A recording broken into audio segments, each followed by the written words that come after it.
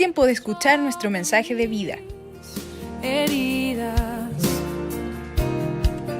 es el agua en el desierto. Somos Vida Abundante Chile. El invierno. El tema es el buen samaritano. Es interesante entender esta vivencia que tuvo un ciudadano común, como usted o como yo, que alguna vez vivió una situación de violencia. Lo asaltaron en el camino y lo dejaron botado. Y ahí aparecen dos personajes que vieron esta acción, o más que ver la acción, vieron el resultado de la acción. Un hombre desvalido en el suelo, herido, abandonado. Dice la Escritura que estuvo al borde de la muerte. Es decir, le dieron tanto estos delincuentes, estos ladrones. La Escritura habla así, habla de ladrones y delincuentes. Parece ser que este idioma no es solamente de aquellos días, es lo que estamos viendo hoy día de manera más frecuente, más duramente. Hoy día la gente tiene temor de enfrentarse a una situación así porque puede ser que ocurra alguna cosa infortunada si tú te pones a defender o a cuidar a alguien. Imagínense, esto ocurrió 2000 años atrás, poquito menos. Pero ya había violencia, ya había dolor, ya había sufrimiento, ya había delincuencia, ya había maldad. La maldad nunca ha dejado de ser, siempre ha existido.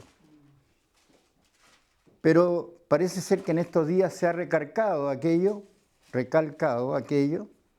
de la maldad. Pero previo al tema del buen samaritano, hay una intervención de Jesús que la encuentro maravillosa. Y está en el versículo 25 en adelante. Jackie, que a todo esto doy la gracia a Jackie, que ella me ayuda con la palabra. Yo traspaso lo que Dios ha puesto en mi corazón, pero ella le pone la tecnología y lo hace muy bien. Así te honro a ti, Jackie, públicamente. Te lo he dicho muchas veces verbalmente. Entonces, aquí hay una situación que vivió Jesús. Y si leemos el texto, dice aquí, un intérprete de la ley se levantó y dijo, un intérprete de la ley puede haber sido un fariseo, un judío, un levita, alguien que entendía lo que era la ley de Dios frente al pueblo judío.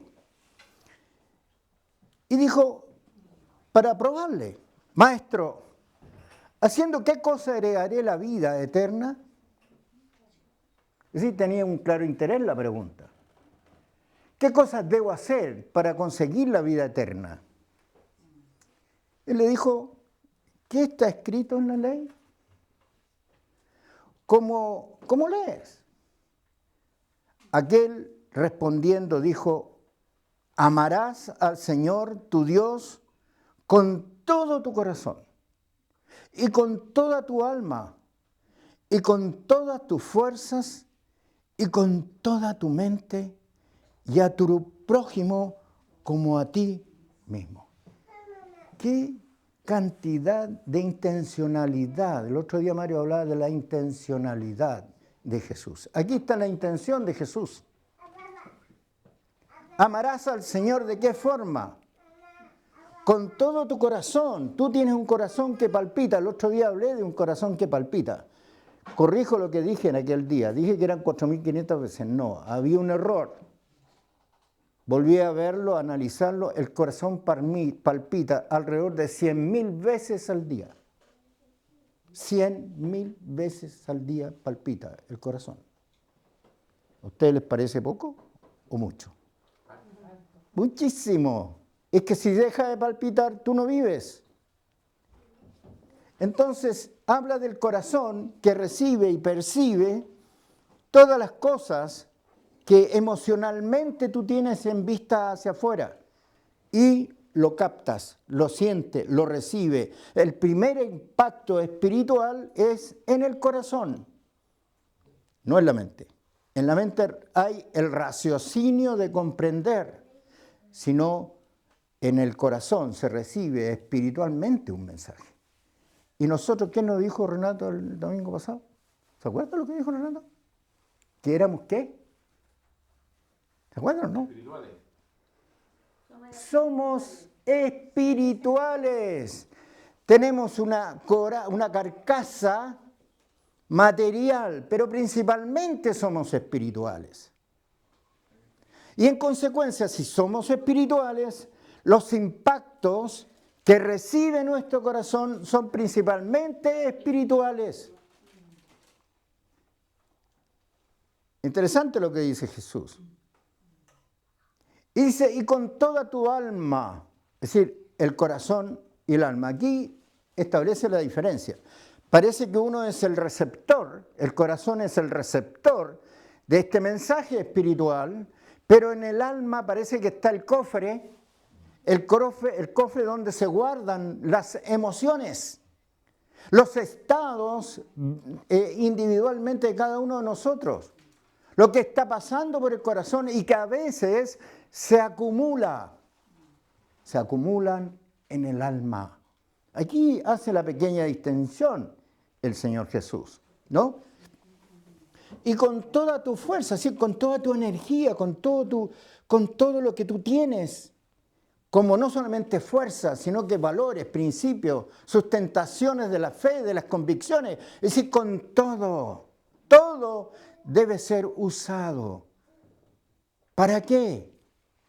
El resultado está en este mismo texto que estamos leyendo, ¿no? Y con toda tu fuerza y con toda tu mente. Aquí empieza la lógica. La mente es la lógica del hombre. Perdón. Es la lógica. La mente razona todas las cosas y termina, ¿verdad?, con el resultado final. Pero yo quiero enfatizar, y de aquí paso al tema del buen samaritano, y dice, y a tu prójimo. ¿Quién es el prójimo? Lo sabemos, ¿verdad? ¿Para qué lo vamos? El que está a tu lado. El que está cerca de ti. Ese es tu prójimo. Cualquiera. Sin distingo de nada. Es interesante que quede presente esta palabra sin distingo de nada, porque más adelante van a ver usted por qué lo menciono ahora. Y a tu prójimo como a ti mismo, y le dijo, bien has respondido, haz esto y vivirás. Pero él, queriendo justificarse a sí mismo, dijo a Jesús, ¿y quién es mi prójimo? Una pregunta, una respuesta que verdaderamente estaba como de yapa, ¿no? No entendía nada. Ahí ustedes ven cómo la religiosidad ampara o oculta una verdad espiritual profunda. A veces queremos... Dame el siguiente texto este. Respondió Jesús. Sí, pero... No, él dame... No. Es que lo encontré acá y me llamó la atención que decía algo, pero voy a verlo acá. Interesante entender esta parte que dijo Jesús. Después de todo eso, disculpe, pero usted sabe que estoy con un pequeño problema a la vista. Quiero leer lo siguiente. Después de todo eso, porque os digo que muchos profetas, estoy leyendo el versículo 24, que no sé, no está ahí, parece ya aquí, ¿o sí? Está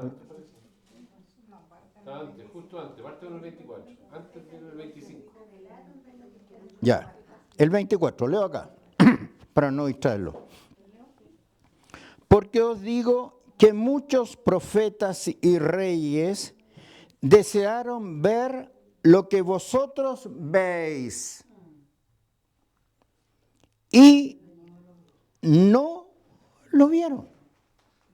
Es decir, estaban mirando, pero no veían lo que estaban viendo. Me parece una contradicción esta palabra. Pero luego agrega lo más profundo. Y oír lo que oír lo que oís y no lo oyeron. Vale decir, ustedes se acuerdan de ese dicho bien popular que dice: no hay peor sordo que el que no escuche, ni peor ciego que el que no ve o que no quiere ver. Es interesante entonces entender que muchas de estas cosas pasan cerca de ti, al lado de ti, no escuchas y no ves muchas cosas que suceden en el ámbito espiritual. Vamos al tema, esta es la pequeña introducción de lo que... Eso era para explicar lo que era prójimo, la pregunta Claro, que él le hizo y lo respondió. Claro. Sigamos entonces, ya que, dame la siguiente, Lucas 30, aquí.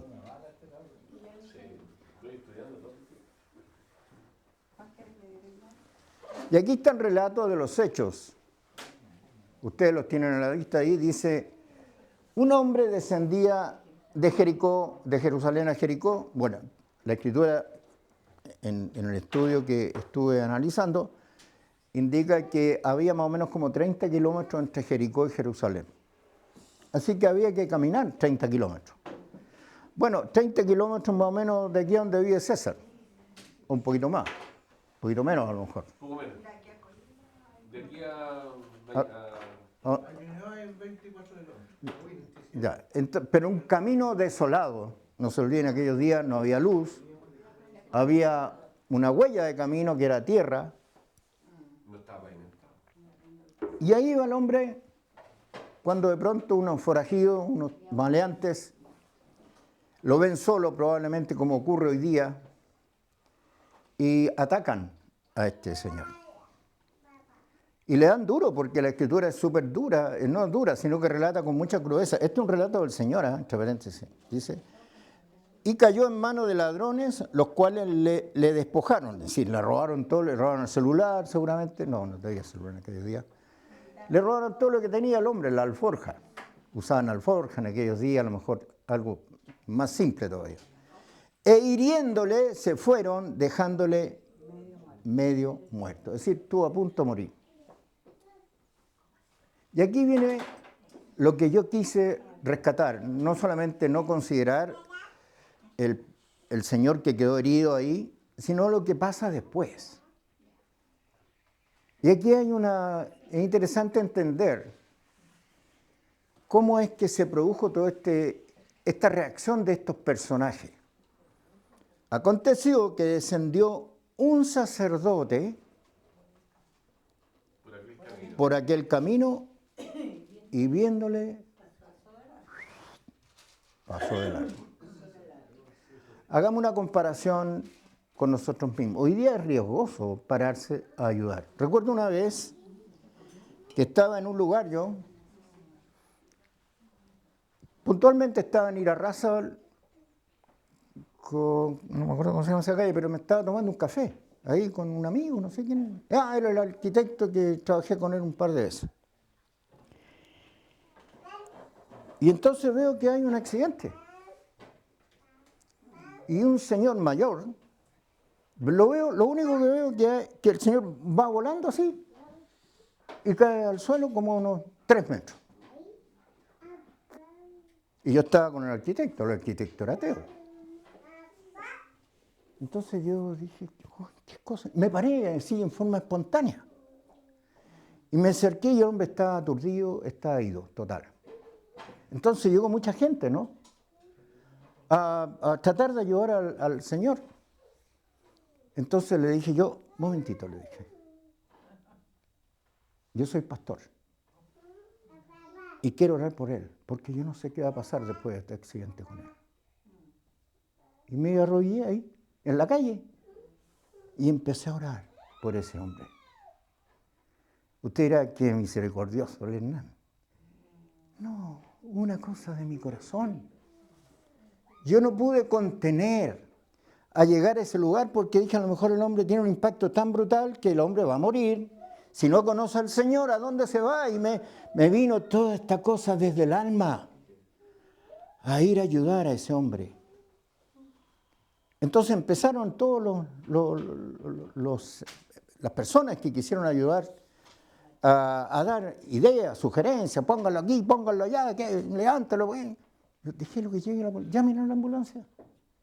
Que la ambulancia resuelva esta situación. Entonces le dije, ¿alguien quiere ver si tiene algún teléfono donde avisar? Y una niña dice, yo soy enfermera. Dice, bueno, entonces usted vea dónde avisar a los parientes que ha pasado esto. Pero hermano, esa acción la viví cuando estaba yo haciendo el edificio José Domingo Caña, ya como 10 años. No sé qué pasó con el Señor, con este señor que estaba ahí, pero cumplí con ese prójimo que yo nunca había visto. A veces, hermanos, Dios te habla de tal manera, no solamente en circunstancias como esta, de otra forma, y tú pasas de largo. O pasamos de largo más bien. No quiero hacerlo a ustedes sentirse responsables de estos actos, sino de uno mismo. ¿Cuántas veces pasaste por el lado y no tendiste la mano a aquel que tenía una ayuda? ¿Cuál es el mensaje del reino de Dios que nos está entregando el Señor? Amar a nuestro prójimo por sobre todas las cosas. Sí, usted no es el dueño del mundo, hermano. Los hombres no somos dueños del mundo, ni tenemos toda la verdad.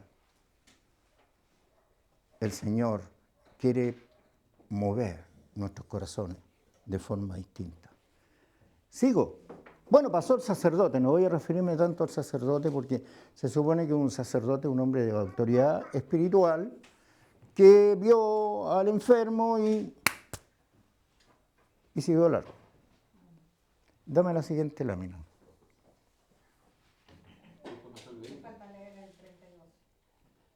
Sí. Claro. Asimismo, un levita,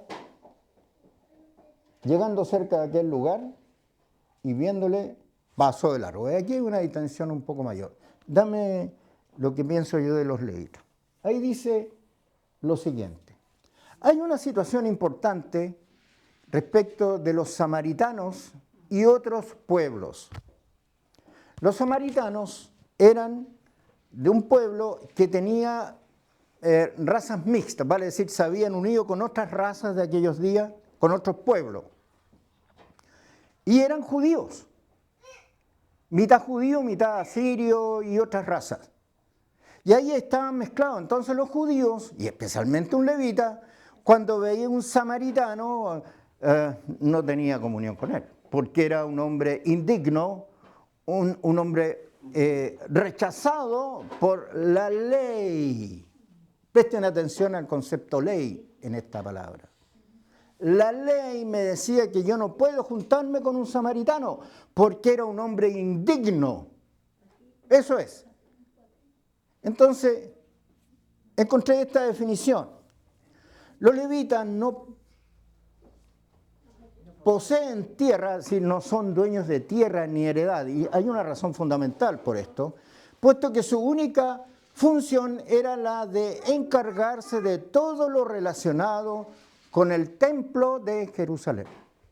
Es decir, hay una raza, una miembro de las tribus de Israel que son el pueblo de la tribu de Leví, por eso se llaman en plural levitas.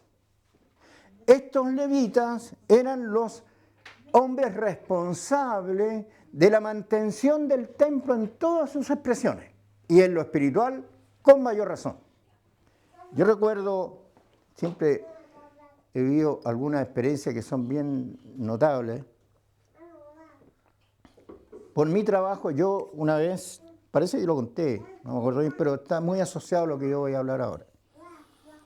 Por mi trabajo, yo trabajaba para una comunidad judía, muchos años trabajé para ellos, y una vez una de las directoras me llama y me dice, don Hernán, tenemos que hacer obligadamente un mueble que se llama Aarón Kodesh, y es para guardar la Torá. Y quiero que nos juntemos con el gerente de acá para que usted vea de qué manera puede desarrollar este proyecto. Bueno, fui a la reunión y hicimos el mueble, fue una cosa increíble, creo que el testimonio lo he contado en algunas ocasiones, pero aquí hay algo bien interesante. Cuando ya el mueble estaba terminado y lo llevé al lugar, bueno, era grande, era 2,50 m por 2,80 m, con puertas al medio, con luces y toda una cosa. Me acuerdo que le puse una cosa roja que se llamaba antes, que se usaba mucho en los tapices. Se me olvidan los nombres ahora. Como una alfombra. ¿Cómo? Algo parecido, pero un poquito, sí, algo así. Y no, ya me acuerdo. Pero cuando empezaron a traer la Torá, ahí es donde está lo interesante de esto. Yo vi a unos hombres, pastores, levitas, que venían, habían dos. Entonces, uno tomaba, porque los rollos de la Torá son rollos, creo que tienen hasta 50 o 60 metros de largo. Son de este tamaño, de unos 60, 70 centímetros, tienen una manilla por el lado, y cuando leen la Biblia, ellos se van desenrollando los rollos. Interesantemente leen de derecha a izquierda. Adelante, joven. Sácalo porque hay que traer acá. De derecha a izquierda van leyendo. Pero lo más interesante que yo vi es que cuando aparecen los sacerdotes con la Torá para ponerlo en el mueble, la traían así como un tesoro, algo así. Yo me acuerdo que así caminaban así lentito, y cuando la tenían aquí en los brazos, cada libro, son 5 libros la Torá, y lo ponían así, con cuidado, con una cosa, era parte de algo divino, y no era un ritual, era algo de cuidar la palabra de Dios, incluso en esa circunstancia.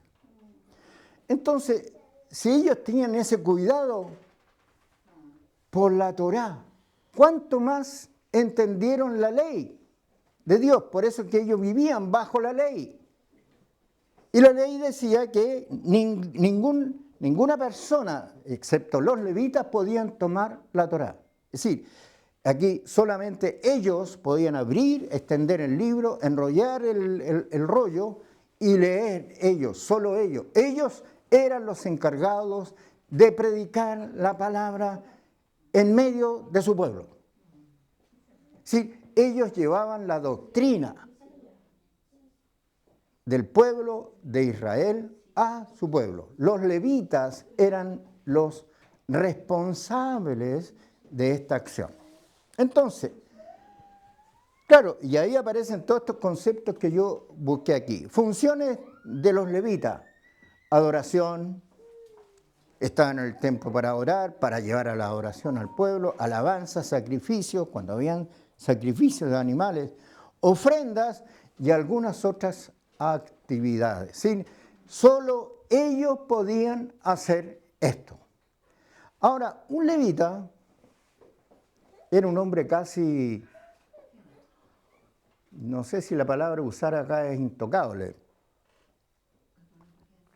pero eran muy especiales, muy especiales. Ellos tenían la ley a flor de labio y en su mente como si fuera la respiración.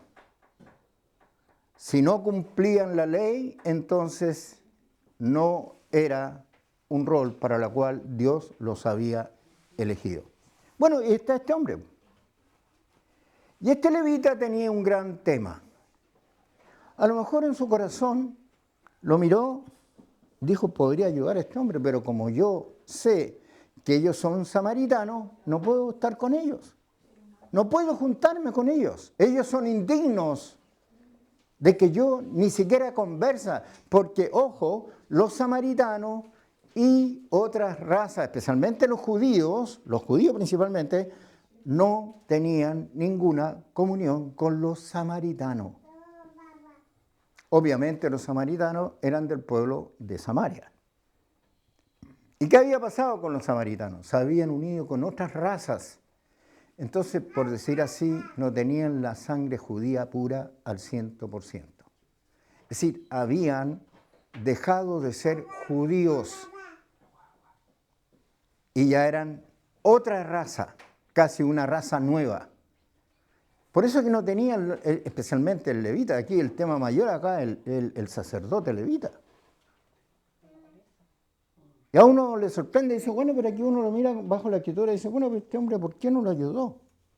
A lo mejor, no sé, estoy pensando bien de ello. Sí, podría ayudarlo, pero dado la ley, me impide a mí acceder a esto.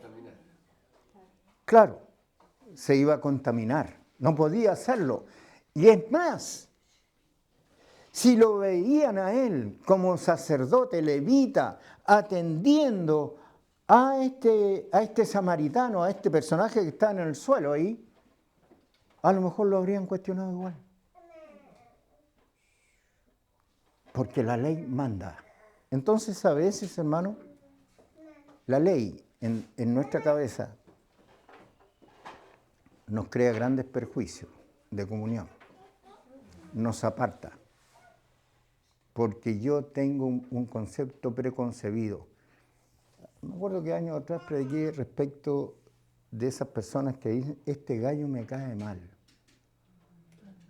Y se agregaba un concepto más duro todavía. Este gallo es pesado de sangre. ¿Escucharon eso? Sí. ¿Y por qué? ¿Por qué lo tienes tú lo tienes en tu memoria y yo lo recuerdo hoy día? Porque así se separaba el vínculo de una persona con otra. No, este gallo es chupete fierro. No. Y lo apartaba. Lo dejabas de lado. Era intolerable, era inaceptable vincularse con una persona así. Bueno, el caso de él era parecido. Aunque ellos no poseían la tierra, los levitas vivían de las ofrendas que el pueblo de Israel presentaba en el templo. Además, dice, como factor de la máxima relevancia, los levitas estaban encargados de la enseñanza de la Torá. Todo esto que hablé de los levitas, usted lo puede anotar en ese pasaje de Deuteronomio 18, del 1 al 22, y ahí aparece toda la historia de por qué Dios nombra de la tribu de Leví a los levitas como encargados de ministrar la palabra al pueblo de Israel, para que puedan ilustrarse un poco más. ¿Vamos? El texto de la Escritura siguiente dice, pero un samaritano que iba de camino, es decir, un gallo indigno, de camino vino cerca de él y viéndole fue movido a misericordia. Y acercándose vendó sus heridas, echándoles aceite y vino. Y poniéndole en su cabalgadura, lo llevó al mesón y cuidó de él. Mira tú lo que hizo este hombre.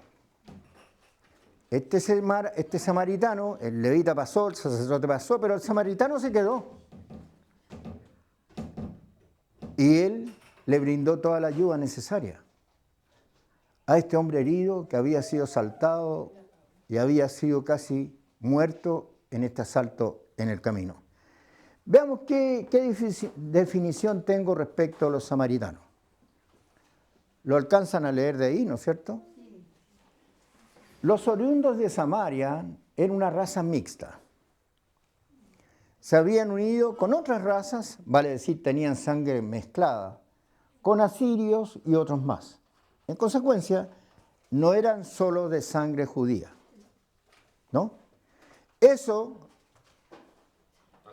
hacía que fueran apartados de toda convivencia y había una desconsideración por esta, es decir, había un desprecio, no se tomaba en cuenta, no había diálogo entre un samaritano y un judío, porque era altamente contaminante. Y lo que es peor,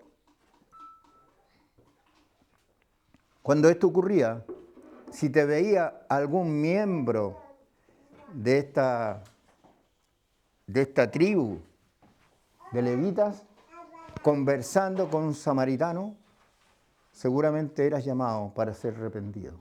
Es decir, no podía tomarse en cuenta a los samaritanos. Entonces, este es un texto súper conocido, súper conocido. Y parece que uno cae en la indolencia del levita. Pero fíjate que el levita tenía razón. Porque estaba siendo consecuente con su creencia, con su fe. Estaba respetando la ley como Dios le había dicho que tenía que guardarla, aunque no había una ley contra los samaritanos. Pero sí había un fenómeno vivido en la multiplicación de ellos como pueblo. Se habían unido a otras razas y esas razas eran indignas para el vínculo de los judíos con los asirios, por ejemplo. Ese es un poco el fondo de este tema. Así que si usted se pone a mirar fija y objetivamente, verá que el levita tenía como razón. Es como, no sé, hoy día usted tiene palabras como esta: usted no debe robar, no debe mentir, no debe ser infiel con su mujer. Sin embargo, ocurren esas cosas. ¿Qué hacemos ahí? ¿Pasamos de alto una instrucción que Dios nos da? ¿O es parte de la naturaleza de la cual tenemos que vivir en la tierra? Parece ser que el levita era consecuente. No era indigno, no era un gallo tan malo. Estaba siendo consecuente con su fe, con su convicción, con lo que tenía que hacer y respetar. A lo mejor la perspectiva ahora del samaritano bueno sigue siendo bueno. Por eso el título es El buen samaritano.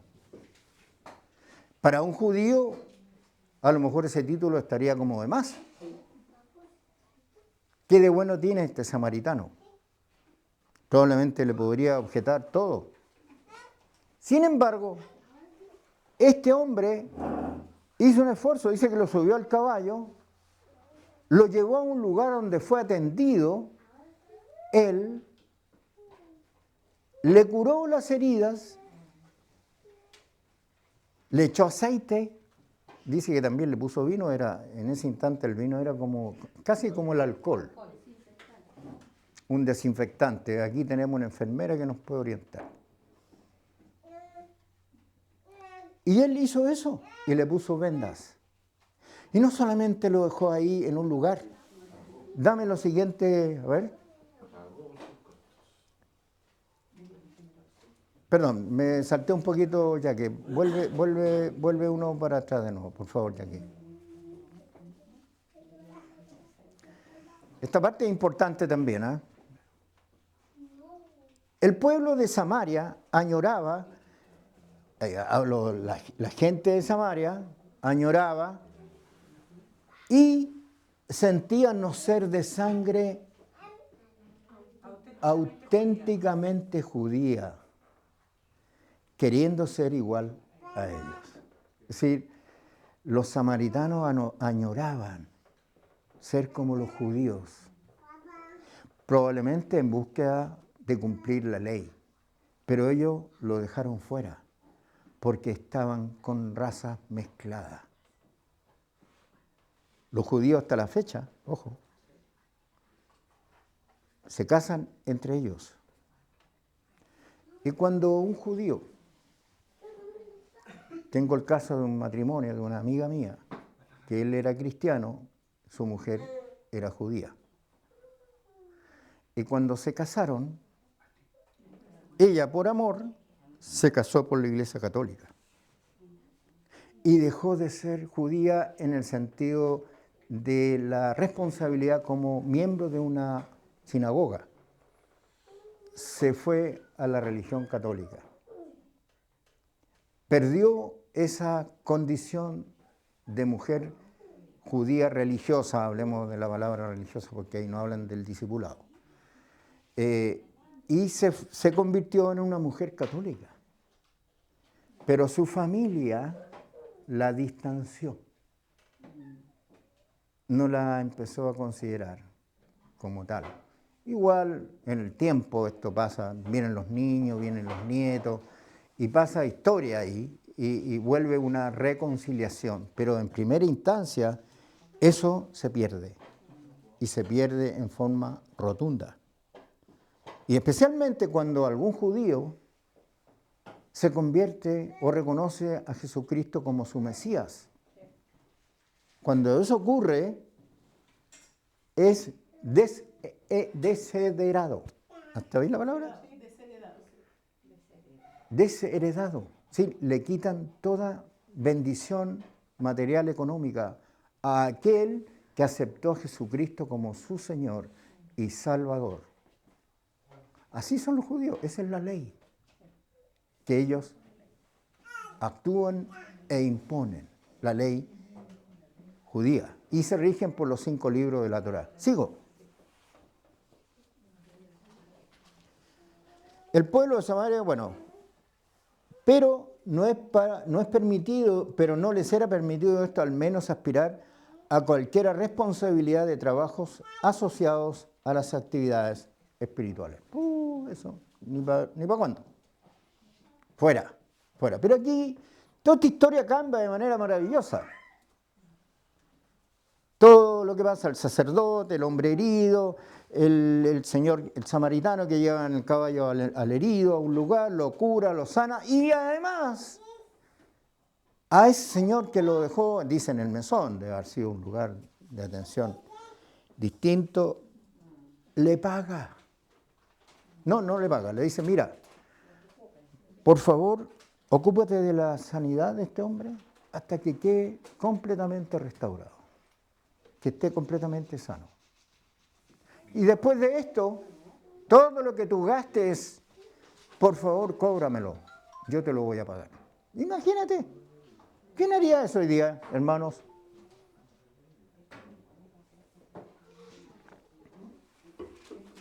Ahora, el samaritano debe haber tenido plata, porque iba a caballo, y era como tener un auto en aquellos días. Así que es interesante, uno tiene que contextualizar todos estos temas porque son tan ilustrativos, yo encuentro que son muy ilustrativos, la letra es una sola, pero el espíritu que está tras la letra es lo que nos deja la enseñanza necesaria para estos días, ¿no? Sigamos, Jackie. Aquí yo salto a otra vivencia con un samaritano. Voy a Juan 4 y he resaltado, no sé si tú individualizaste cada versículo 4, 1 y todo eso. ¿No? Ya, entonces lo voy a tener que leer, o alguien que me pueda ayudar. Tengo que leer parece que aquí hay un error. El 7, el 1. El 13 y el 14. A ver, ¿alguien puede leer el 7, por favor? Juan 4, 7.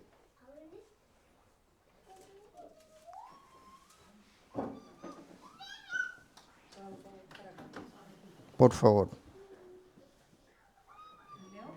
Ya, cualquiera que lea, a ver. Vino una mujer de Samaria a sacar agua, y Jesús le dijo, dame de beber. Este es el 7. Ya. A ver, interesante. Dice que como a la hora sexta, el texto que Jackie no lo alcanzó a poner, a la hora sexta es más o menos como al mediodía, a las 12 más o menos. Y a esa hora hacía mucho calor. Y Jesús venía de una conferencia con los discípulos y de hecho le había dicho, mira, ¿por qué no van ustedes a buscar comida mientras yo los espero acá? Para que nos juntemos después y sigamos conversando. Un poco ese fue el diálogo que tuvo Jesús con sus discípulos. Y cansado Jesús, seguramente cansado, porque Jesús también se cansaba, no era un fenómeno, se sentó al borde del pozo de Jacob. Y ahí había una mujer sacando agua de un pozo.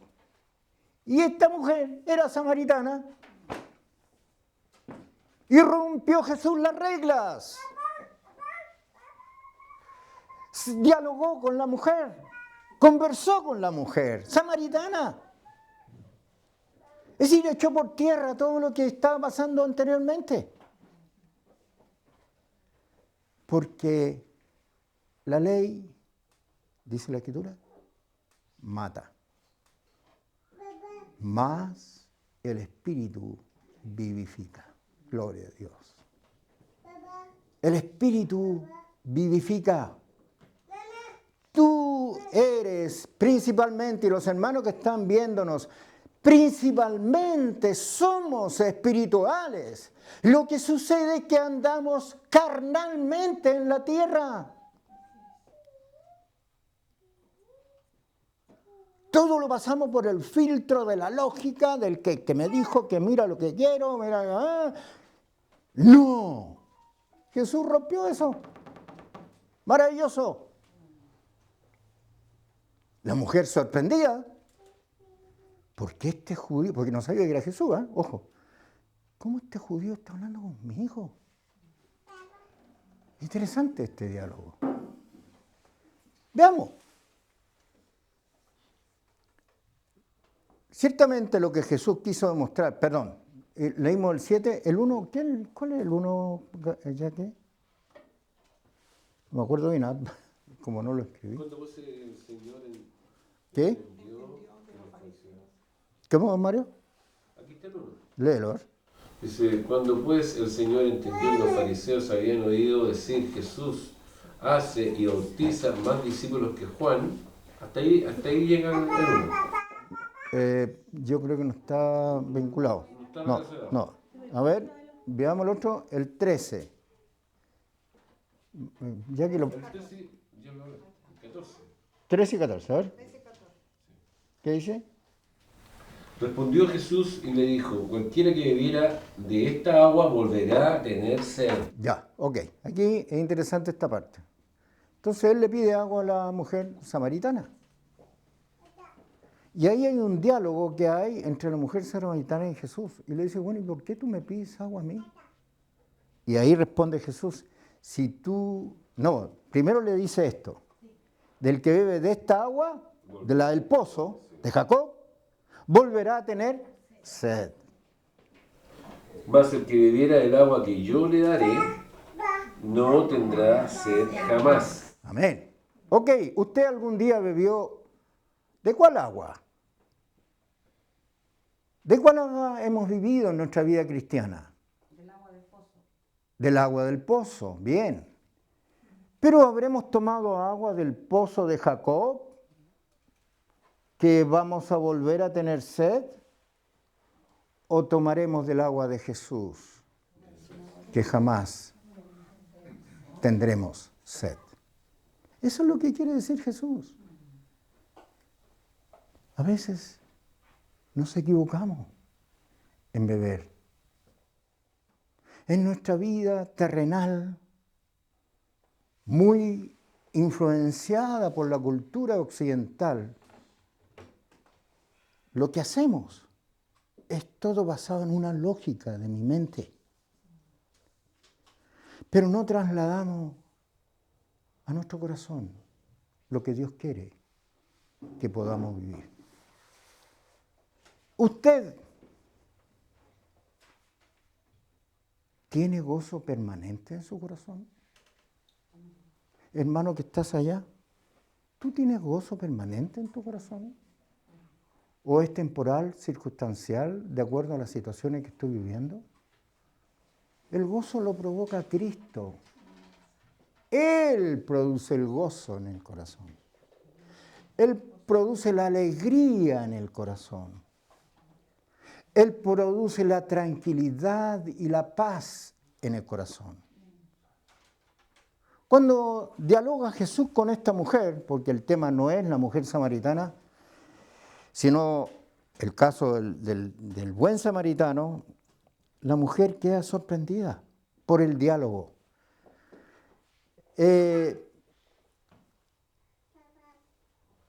Ciertamente lo que Jesús quiso demostrar que este acto es que aún teniendo grandes diferencias es posible actuar con amor con nuestros semejantes. La mujer le dio agua a Jesús y bebió el agua, pero de paso le pasó una publicidad. El que bebiere de esta agua volverá a tener sed del pozo de Jacob. Pero si tú bebes del agua que yo te doy, no tendrás sed jamás. ¿Qué es lo que hubo aquí en el caso del samaritano? Hubo compasión. Y yo definí, no sé si anotaste la definición de compasión. Ahí está. Mira, encontré este texto mientras estudiaba, que lo encontré muy al callo. Tal vez no es ampliamente con un espectro tan amplio, pero interesante. ¿Qué es lo que es la compasión? La definición de un escritor inglés que se llama Frederick Buechner. Es la capacidad de sentir lo que es vivir dentro de la piel de otra persona.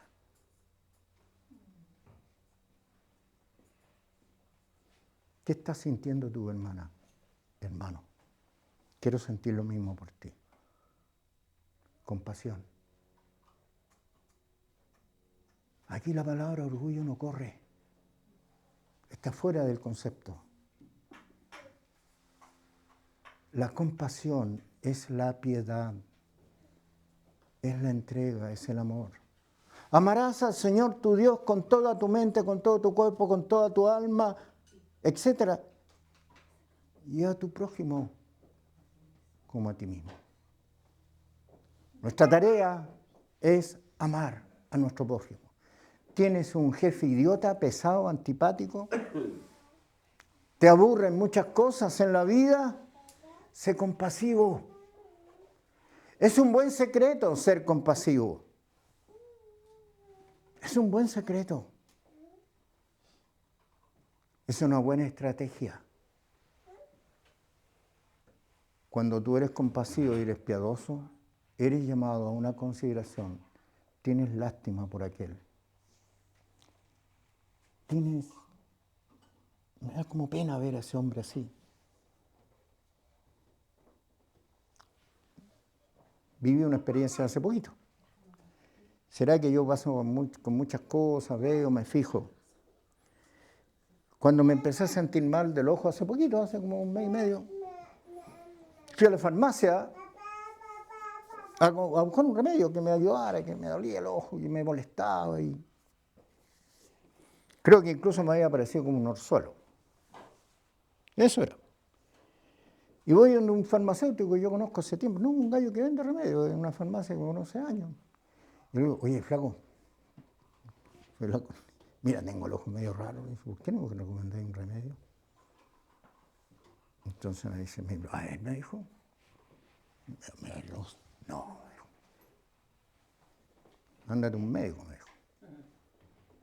No, yo no te puedo recomendar nada, en el ojo es muy peligroso, me dijo, no, ni tal.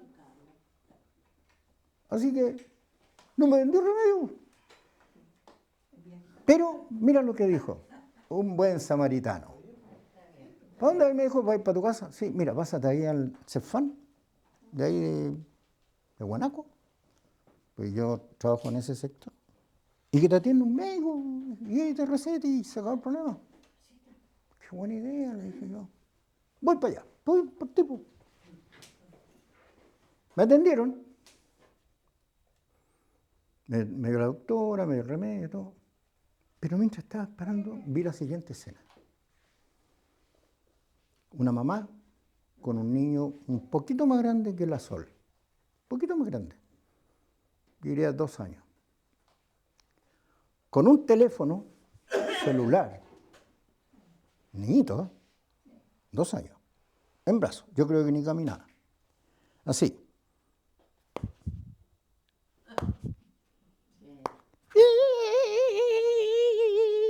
Así.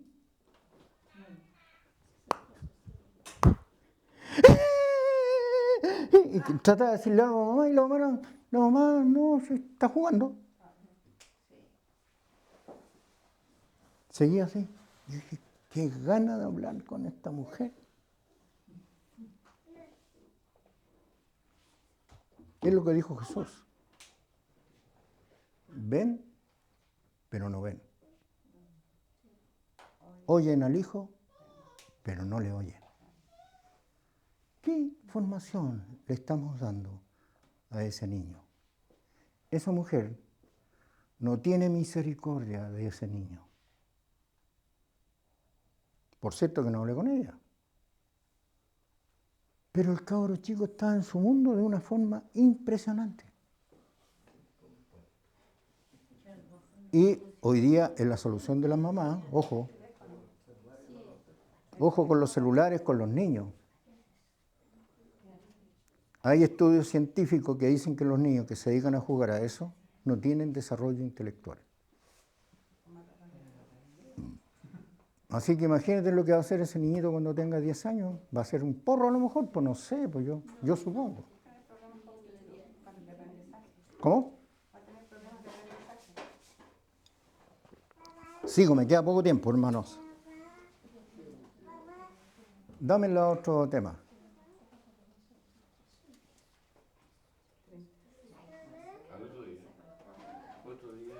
Al otro día, al partir,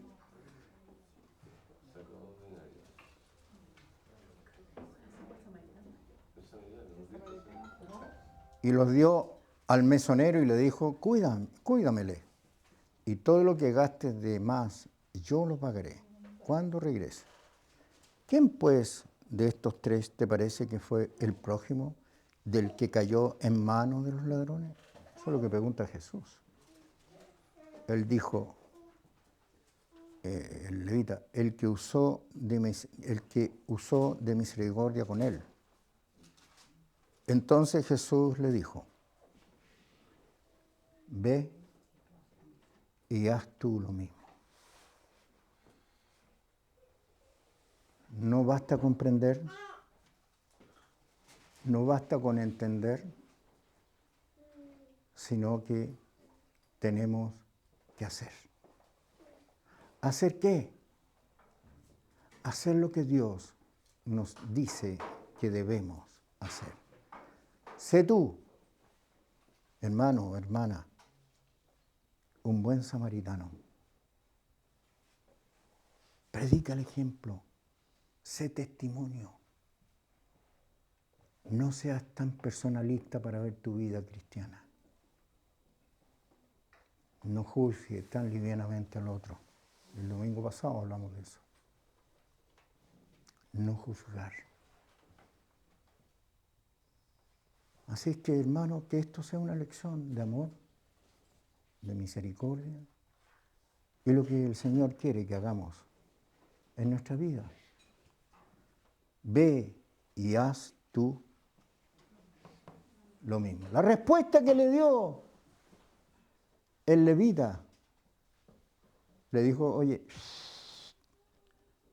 haz lo mismo tú. Hay un dicho contrario a esto. El que a hierro mata, dice, a hierro muere. Es decir, oye, tú dijiste esto, anda y predica. Anda y haz lo mismo. Sé consecuente con tu vida. Porque la respuesta la dio él, no se la sacó Jesús.